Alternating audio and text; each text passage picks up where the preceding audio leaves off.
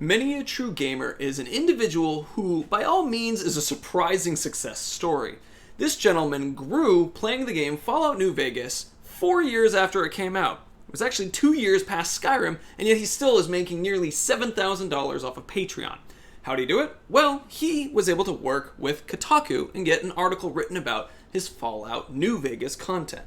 So today we're going to be talking about how you can take information from Mr. Many a True Nerd and apply it to how to get Kotaku to write about your Fallout 76 Let's Play coming out later this year. So welcome to Kublai Khan's YouTube's lectures. We do this every Tuesday at 8 p.m. Pacific Standard Time, and we're going to just dive into this bit now. Alright, so how does this work? What is going on here? Well, to understand what Many a True Nerd did, we have an analogy. Imagine yourself fishing away. You here are making content, and sometimes you have a nice new rod or some new bait that you're trying out to bring in the new fishies views.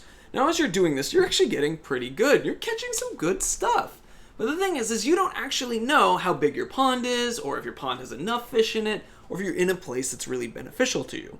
So, as you build up the knowledge on how to fish, you start asking around, and you meet someone who knows a lot about fish. Check out all the lures back there. This person understands a lot of what's going on, and is interested in what you're presenting and how you do your fishing. So they say, hey, I happen to know where a lot of fish are, and I can help you in getting those fish.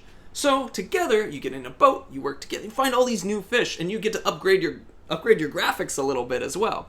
So by doing so, you've learned this information, you've worked together, you developed this new understanding, and you get to now fish in the same waters they were fishing before. So in this analogy, I'm basing this off of the idea that you as a creator are the fishing person here.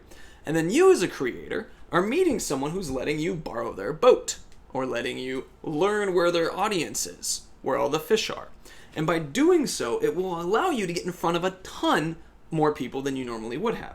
But why would they ever do this? Well, because as a creator, you are solving a problem for a magazine by providing interesting content because you have similar audiences. You both benefit from this interaction. Someone who's writing for a blog needs content. They get paid for it. So if they have a big audience and are saying, what next thing can I do? Having the opportunity to make some good content for them solves a problem for them, and then they can help you too. Now, the major benefits of this, of course, is that your content gets to grow without really the requirement of trending content. Many a True Nerd was able to do it off of Fallout New Vegas, 4-year-old game, and that's amazing. Like, that's something that's very rare. You're also, by solving another person's problem, it's a good thing because they also help you, you help them, and that turns into step 3, which is you get to take advantage of this contact who will then help you meet other contacts, which will allow you to continue to grow over time. So you have the benefit of multiple contacts supporting you, and as well as the chance of potentially multiple audiences supporting you. Now, this is an important point. Now, I mentioned Patricia by name because Patricia Hernandez is the specific writer who wrote about Many a True Nerd. And in fact, she wrote about a couple people. She wrote about the weirdest. He beat Fallout 4 without killing anyone. By the end of the game, his kill count was 0, but he won. The Lod located every secret location in Fallout 4. It was a huge endeavor, and she wrote about Many a True Nerd, she wrote about the weirdest, and she wrote about the Lod. So basically what she's looking for her, is a feat, something impressive. Now taking this for a moment, imagining something a little different than Fallout 4, you're trying to do something that attracts that specific person. If you're a Fallout 76 player, come up with a certain feat that you think would be terribly tough. And then if you're able to do so, you have the opportunity to pitch it to her. You know her name. So there's some challenges to this though, to really get the full benefit. For one thing, you gotta be amazing. Your show has gotta be really good, because if someone like Kotaku is supporting your content, it's gotta be something that they will be lifted up for doing so. Basically, if they shared something that is shitty, then people who read Kotaku will be like, why are you sharing this crap with me? You have to be sharing gold. They have to have a benefit for sharing your thing. So, in this case, Patricia Hernandez, when she was writing about Many a True Nerd, his content's really good. Amazing. It's actually hilarious, and we're going to go check out some of his stuff and talk about what made it so good in a moment. But the next thing is that Many a True Nerd also has content that was allowed him to grow after he had been published in Kotaku. So he had this fantastic hub content that allowed him to do so. Highly bingeable. I actually recommend you watch it today. It's still as good now as it was then. And then also, it's really snappy, it's well edited, he's really funny. And he was also able, and this is a thing that we'll point to in a moment, he was also able to transfer his audience from his shout out that he got from Kotaku over to some new content in a way that kind of amped up what he was doing. So we're going to go specifically look at it now. Yep. Alright, Many a True Nerd, one of my favorite guys that I've had the chance to watch. It's as if I don't remember my buttons. So this gentleman was able to get very popular by playing a game known as Fallout New Vegas. Now he did it through this one, Kill Everything. And you can see that he has 1.5 million views from 4 years ago. So this is the game that shot him up into success. It is a process where he will play Fallout New Vegas and he will absolutely kill every single dude. Don't give me an ad. It gave me an ad. Well, we're going to pause it for a second. So he kills every new person that he meets. He doesn't go around and kill every single NPC existing, but anybody he runs by, he had to go kill. This is hilarious. It's a way of playing it that no one had really seen before. And so since it was hard to do, new, and no one had done it, it interested Patricia. She thought that was a fascinating setup. Now, he completes this. And after he completes this, he goes, and doesn't do that one, he goes and he comes up with another way to draw people in. Now, at the same time, he was already establishing himself as someone who plays Fallout in interesting ways. So specifically, he did Kill Everything, but he also did a Kill No One run. But that didn't matter because it was at the same time, and Patricia didn't write about it. But she did write about a second thing that he did. And that was, You Only Live Once. This movie right here was a no-heal run. He played the entire game of Fallout New Vegas, DLC and all, and didn't heal himself once. That right there is insanely difficult. And he was able to do it, and he was able to basically transfer the people who were really into no-kill, people who loved that, they're like, this is really funny, and turn it into a new experience where now he's going to play intelligently and as best as you can. So it is one of these things where it's an amazing transfer of content from people who were really interested in Fallout New Vegas, that he was able to get this attention here by doing this, by getting her to write about him. And he's saying, hey, you guys should watch him kill everybody.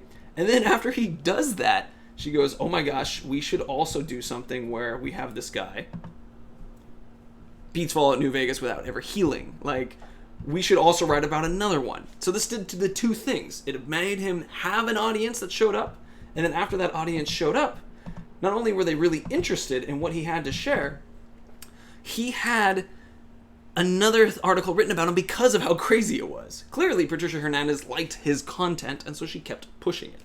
So when you're in a position where you're trying to reach out to someone to say, hey, you should write on my content, you're going to be looking for someone that you can be able to, well, keep it interesting, have interesting hub content, so basically something that allows people to continue to keep watching and then to move on to your next content beyond that show.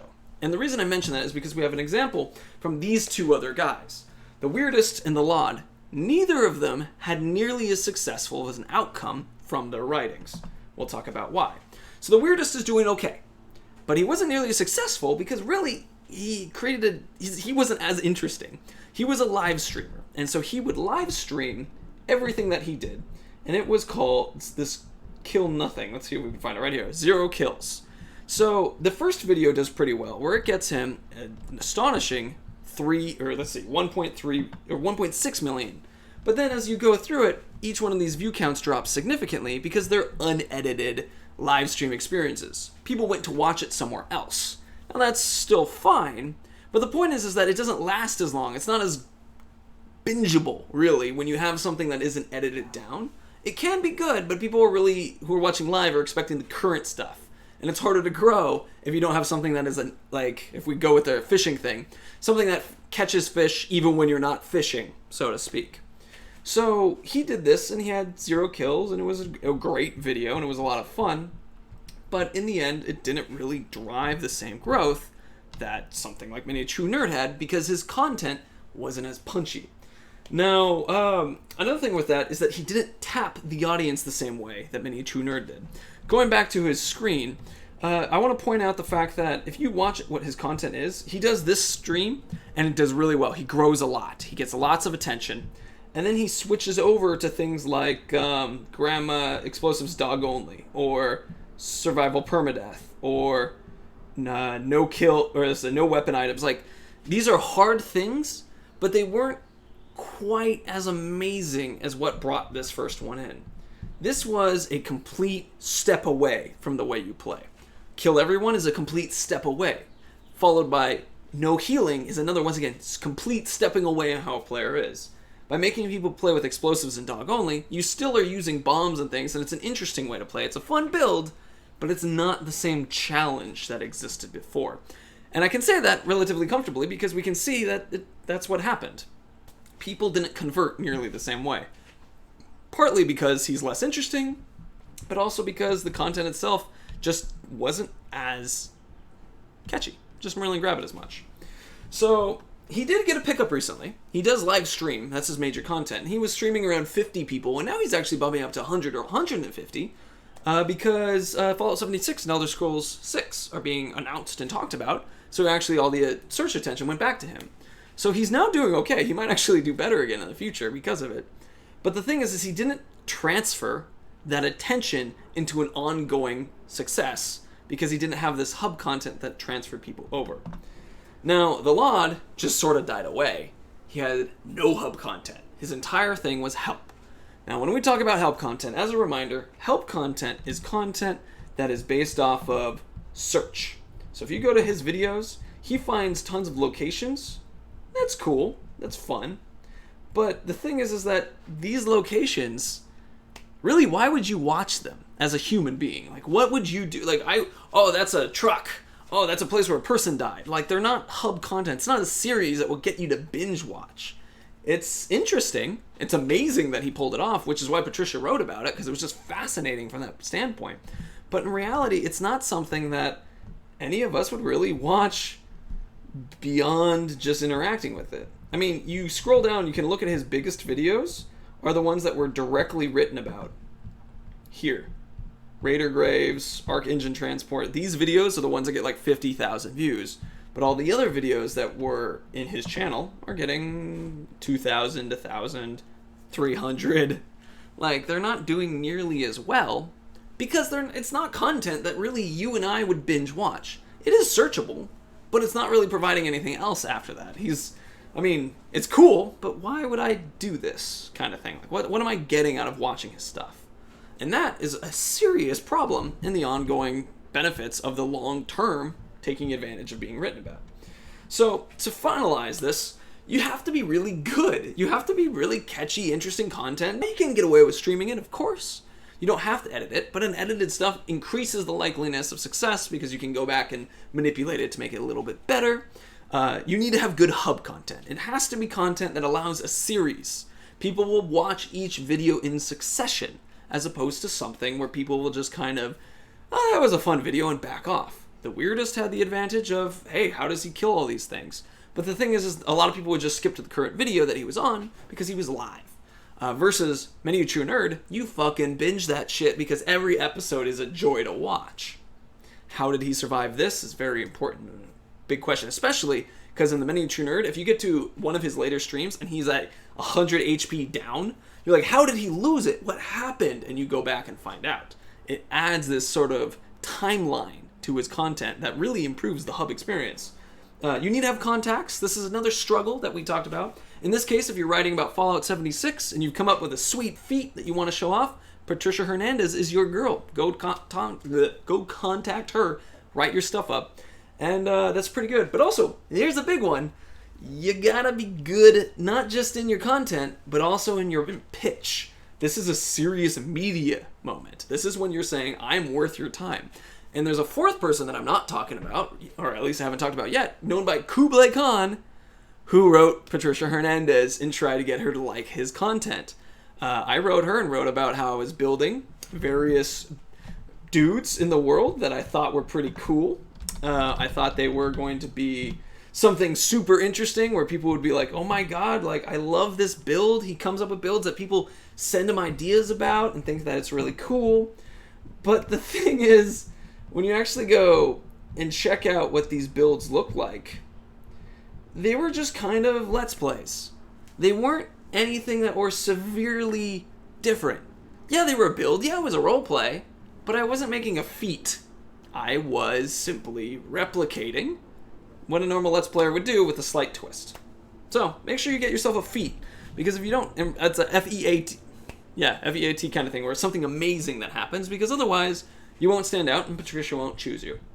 So thank you again, guys, for coming by and listening to this. I am Kublai Khan. I do these lectures at 8 p.m. Pacific Standard Time every Tuesday, and right around now here, you will see a Q&A thing pop up. That's the questions that come after every live stream for people who want to ask, and then you'll also see up here other videos. So thanks again for coming by. See you.